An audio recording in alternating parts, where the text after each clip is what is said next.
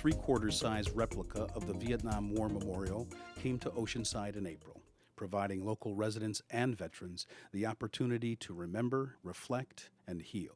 Janene Possell brings us our last story commemorating the heroes who so bravely served our country.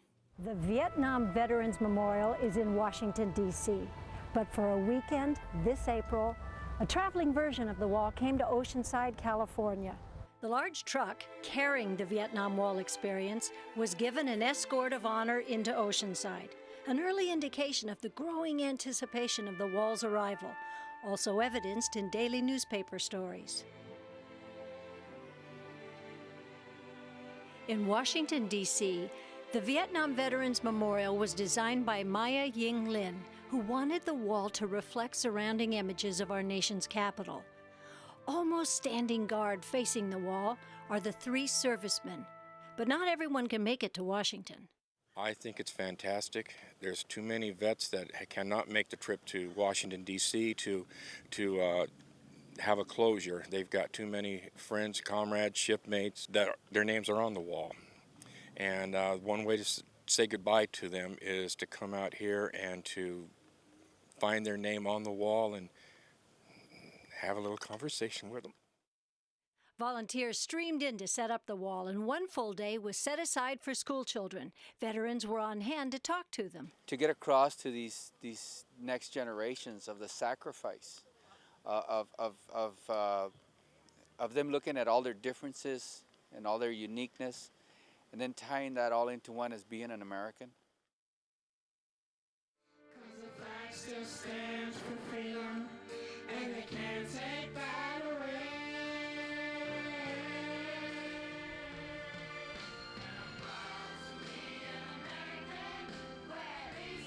The wall has arrived.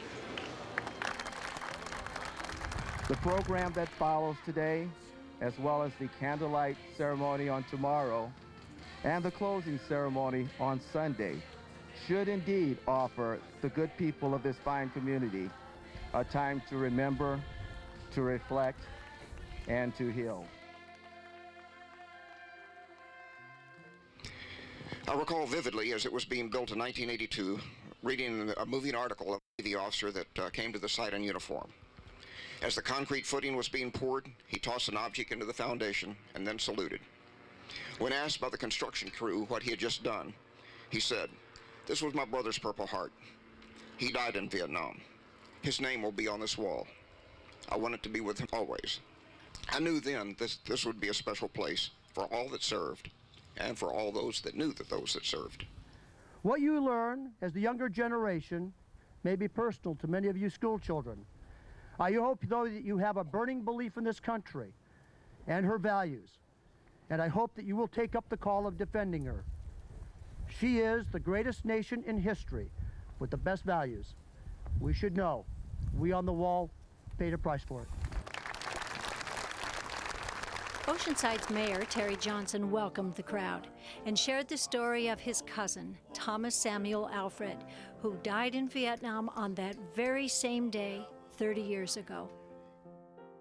Volunteers took the name of a loved one, a mother, her son, a sister, her brother, and consulted a book detailing the location of that person's name.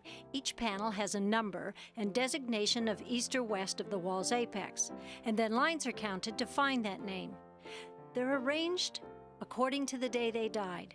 Another quite shattering image to see and touch, the cost of some big battles. And then a precious tracing of the name to take home and cherish. For the land of the free and the home of the brave. Welcome to our candlelight service dedicating the Dignity Memorial Vietnam Wall Experience. My name is Lieutenant Commander Bill Mackey, and I'll be your Master of Ceremonies for this evening. Touching the wall to me is like holding hands. Like holding hands with the spirit of those that are names that are engraved in there. There's no way that I can understand their ultimate sacrifice until I get there. They shall not grow old as we that are left grow old. Age shall not weary them, nor the years condemn. At the going down of the sun and in the morning, we will remember them. Dale Edward Anderson. Thousands came to see the wall, some every day. Tears flowed easily. Lots of hugs exchanged, prayers shared. Some servicemen who hadn't seen each other since the war renewed old friendships. Some laughter, and the chance for some who had never spoken a word about their Vietnam experiences to now share them openly with their families. And in the background, played a tape, simply saying all the names on the wall in alphabetical order. Michael Anderson. David Paul Anderson.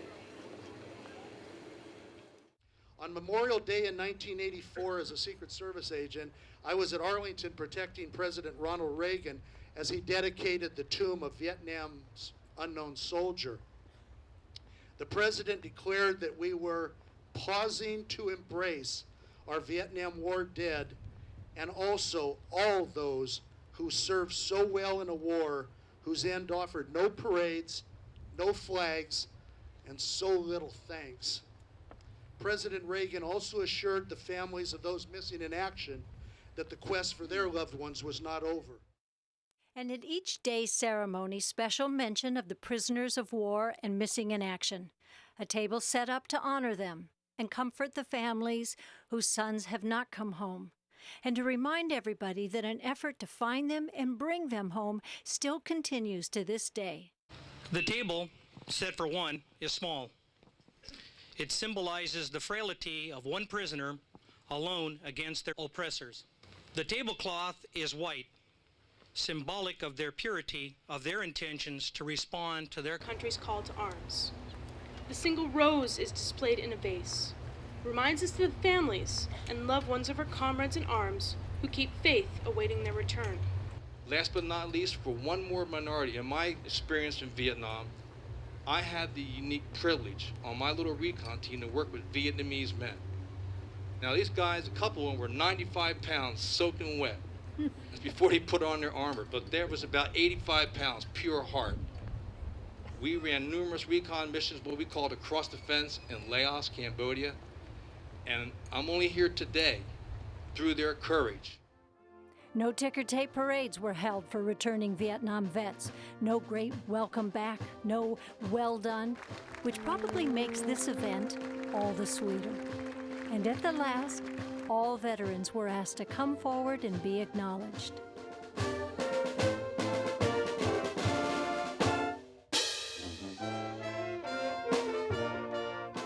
Whatever one's stance or feelings are about the Vietnam War, it's hard to deny that touching the wall touches your soul somehow.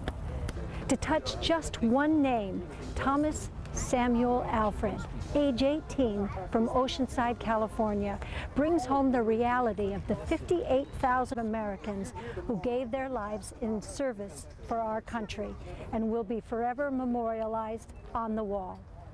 I'm Janene Possell for Inside Oceanside. It names sons and brothers never to return, and thousands of fathers that would never be.